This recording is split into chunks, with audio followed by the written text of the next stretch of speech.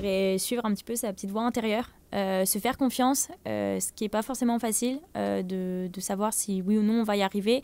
Mais en fait, il faut tenter le coup parce que même si on échoue, en fait, ça va être une expérience et par la suite, on va pouvoir rebondir dessus. Donc, je dirais d'éviter de trop réfléchir à un moment donné et d'y aller, quoi. Bonjour les amis et bienvenue à vous dans l'émission Why Not. Et j'ai le plaisir et le privilège de recevoir aujourd'hui Camille Cotin, gérante de l'Imperfection. Camille, bonjour. Bonjour Eric. Et sois la bienvenue sur Océane. Voilà, dans quelques instants, tu vas nous présenter l'Imperfection. Mais avant cela, Camille, j'aimerais pour nos auditrices et nos auditeurs en savoir un peu plus sur toi. Présentation, qui es-tu ? Alors du coup, je m'appelle Camille Cotin, comme tu l'as dit, j'ai 22 ans et en fait j'ai créé ma marque de bijoux avec mon compagnon Clément Botrel et moi je suis en fait la créatrice, celle qui design tous les modèles de bijoux. Tous les modèles de bijoux, voilà. Voilà. Et lui, c'est un peu le gérant de... Enfin, lui, il fait quoi plutôt Lui, il va être plutôt dans le community manager, donc Okay. tout ce qui va être notre site internet, la gestion des réseaux sociaux, Facebook, Instagram, enfin tout ça. Ouais, lui, il va s'occuper de vous faire connaître. Ouais, voilà, une grosse partie de la communication.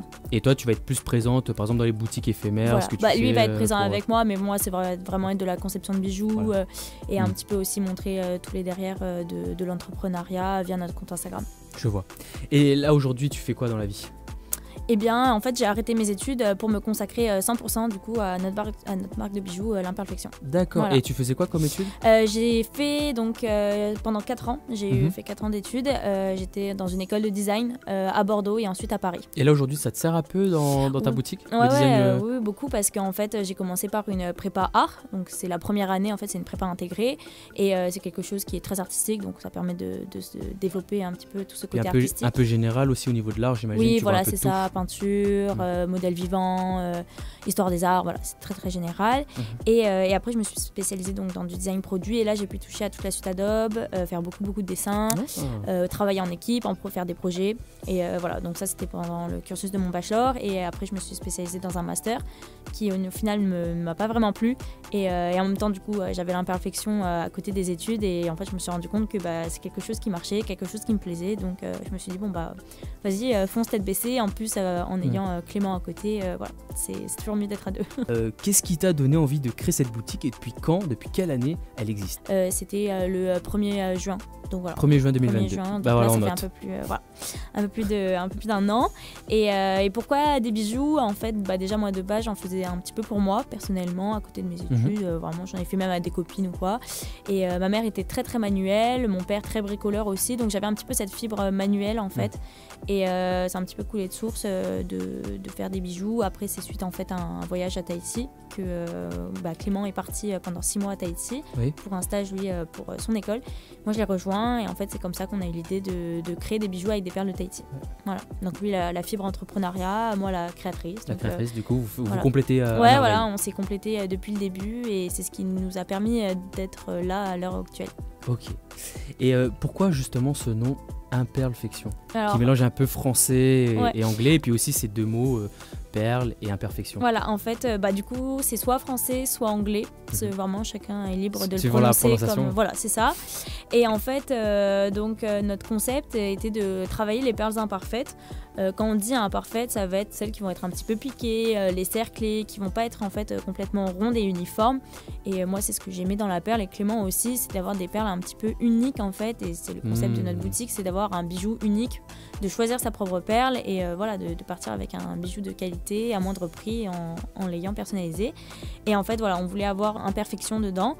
Et on a rajouté du coup le mot perle parce que forcément on travaille les perles de Tahiti. Donc, voilà. En gros, vous avez fait un peu de la faiblesse une force, comme tu prends des perles imparfaites. Parce que les autres, elles se ressemblent plus ou moins toutes. Oui, quasiment. voilà, en fait c'est ça. Alors que là, les perles imparfaites, elles n'auront pas toutes la même imperfection. Non, voilà. Et donc ça. forcément, elle est unique. Et donc c'est génial de pouvoir se dire que ce bijou-là, il n'y a que moi qui l'ai, quoi. Voilà, c'est exactement ça. En fait, dans les perles de Tahiti, il y a des catégories, donc qui va de la A à la E. Et en fait, principalement par exemple en bijouterie haut de gamme, on va trouver des perles de catégorie B à A. Donc elles vont vraiment être parfaites, vraiment rondes, aucune imperfection. Le lustre il va être vraiment très beau.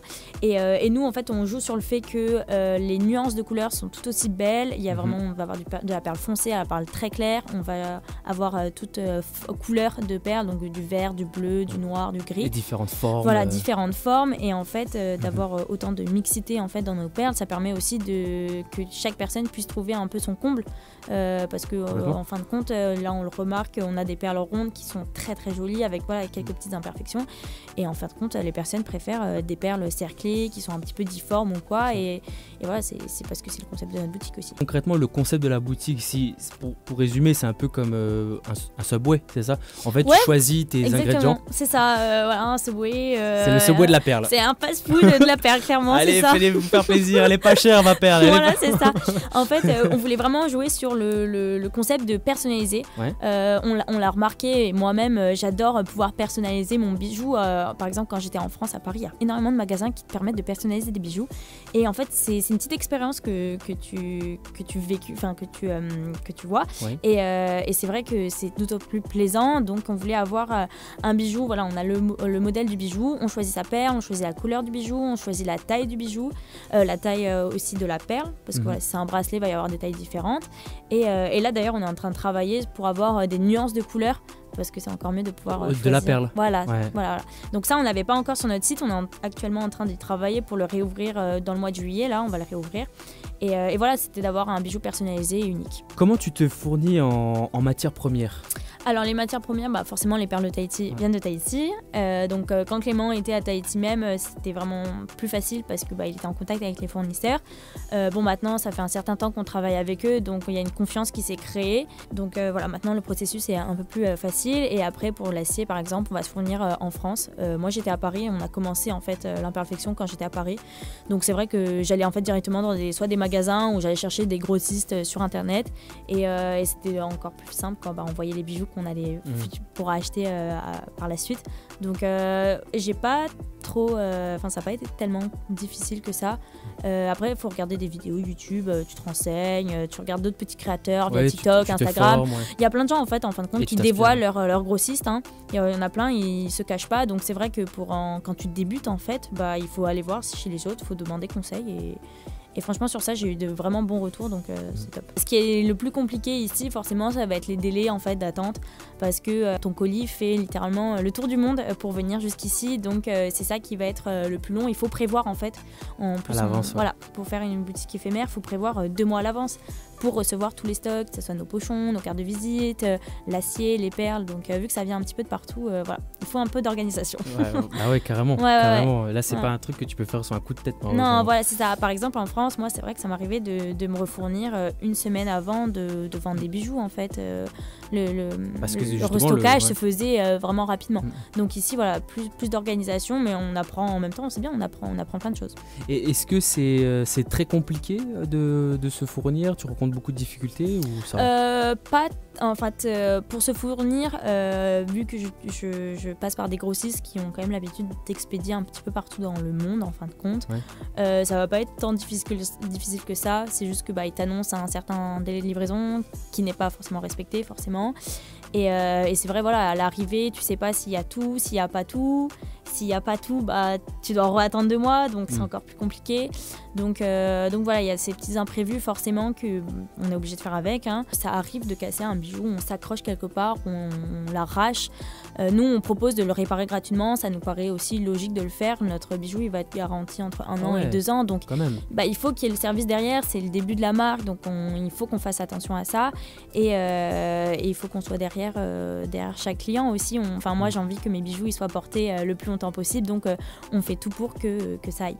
D'accord. D'ailleurs, on peut même voir que tu en portes là. Oui, je suis un vrai arbre de Noël, à chaque fois j'en ai de partout. Regardez, vous voyez, c'est beau. Sur les réseaux sociaux, je me montre énormément avec les bijoux et voilà, c'est normal aussi de porter mes propres bijoux, je les aime. Donc tu as dit tu te fournis en acier. Est-ce que tu as aussi pensé dans un futur proche de te mettre à l'argent ou alors pas pour l'instant, parce qu'en fait on veut pouvoir garantir une gamme de prix assez basse. Okay. Je suis je pense qu'on est presque les moins chers de la Calédonie en vente de perles Si on de prend Tahiti. un collier basique, Bah voilà, nous par exemple un collier, tous nos colliers sont quasiment à 5000 francs. ok. Ça fait soit un cadeau pour soi ou un cadeau pour quelqu'un d'autre, pas excessivement cher pour une perle de Ok. Tahiti, je parle bien pour une perle de Tahiti. Parce qu'en général, on tourne à combien pour une perle de Tahiti en collier? Bah nous on travaille la inoxydable, donc forcément on est moins cher, mais par exemple quand tu es sur de l'or ou de l'argent, tu vas être vite à 15-20 000 à peu près. Ah ouais, Ça- mais du ça- coup, c'est parce que c'est pas la même matière. Voilà, en fait, c'est pas la même matière, c'est pour ça. Donc c'est pour ça qu'on reste sur de la inoxydable parce que bah, on permet de réduire en fait le coût du bijou tout simplement. Et après l'or et l'argent, il me semble que c'est un peu plus taxé que la inoxydable parce que c'est des matières nobles. On va plus Oui, avoir donc ce forcément, concept de ça va se répercuter sur le prix. voilà, donc, c'est ça. ouais. Et on veut pouvoir garantir voilà un bijou Accessible à tous. et Ouais, au qui plus grand reste nombre. vraiment très joli. Ouais. On veut presque aller dans du luxe sans en être en fait. Alors, petite question, moi qui m'interpelle, on entend souvent sur internet, les différents réseaux, peut-être toi aussi, hein, que souvent on a des retours, enfin on a des vidéos où on présente que la société à notre époque, c'est une société patriarcale, tout ça, que les femmes ont beaucoup plus de mal que les hommes. Est-ce que toi, à titre personnel, tu penses que ce soit plus dur en tant que femme de gérer une entreprise, vraiment de ton point de vue? Alors, déjà, c'est un petit peu différent parce que je gère l'imperfection, mais il y a aussi mon copain avec moi. Donc, au moins, on est deux pour se soutenir s'il y a des problèmes ou quoi que ce soit. Après, c'est vrai que, par exemple, le monde de la joaillerie, de la haute joaillerie, c'est un monde très, très masculin. Mais pour des bijoux de fantaisie comme moi, c'est un monde très féminin en fin de compte. Donc j'ai quasiment eu que des retours positifs en fin de compte et même les personnes avec qui j'ai pu discuter, que ce soit nos grossistes pour négocier ou même par exemple pour nos paires de Tahiti, j'avais beaucoup affaire à des femmes en fin de compte et il n'y a jamais eu de quoi que ce soit de déplacé ou quoi de ma part personnellement. Ça s'est toujours bien passé et j'espère que ça continuera à bien se passer. Et même si par exemple moi j'ai 22 ans, donc je suis très jeune, Clément lui il en a 25, donc il est quand même très jeune. Et en fin de compte on a toujours réussi à être sérieux et à nous prendre aussi au sérieux malgré nos jeunes âges. Vous deux, vous avez toujours eu cette maturité ou tu dirais que c'est l'imperfection qui vous a mûri? C'est l'imperfection qui nous a mûri. Ouais.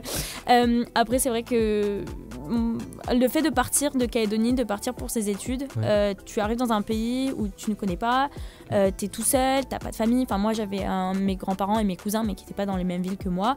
Et en fait, tu te retrouves un petit peu seul à te débrouiller par tes propres moyens et ça te fait déjà acquérir en maturité. Ouais. Donc, via mes études, j'ai acquis beaucoup de maturité et en plus, via l'imperfection aussi, c'est sûr que là, t'es obligé en fait, tu t'en rends même pas compte. Et bien enfin, on va terminer cette interview, Camille, avec tes coordonnées. Comment on peut te contacter l'imperfection pour acheter justement tes produits ou tout simplement pour venir découvrir ta boîte, ta boutique? Alors du coup, on est énormément présent sur les réseaux sociaux, Instagram et Facebook, même LinkedIn en fin de compte. Et après, on a notre site internet qui va d'ailleurs bientôt réouvrir, donc on va pouvoir faire de la livraison en Nouvelle-Calédonie. Donc voilà, via notre site internet, on peut acheter nos bijoux. Après, on fonctionne sous forme de boutique éphémère, il faut nous suivre sur les réseaux, on annonce tout le temps les dates, le lieu, etc. Voilà. D'accord. Camille, avant de rendre l'antenne et de terminer cette émission, est-ce que tu as un message pour les Calédoniennes et les Calédoniens qui aimeraient, tout comme toi, vivre de leur passion? Je dirais qu'il faudrait suivre un petit peu sa petite voie intérieure, se faire confiance, ce qui n'est pas forcément facile de savoir si oui ou non on va y arriver. Mais en fait, il faut tenter le coup parce que même si on échoue, en fait, ça va être une expérience et par de suite, on va pouvoir rebondir dessus. Donc, je dirais d'éviter de trop réfléchir à un moment donné et d'y aller, quoi. Super, merci Camille pour ce beau message. Merci à toi.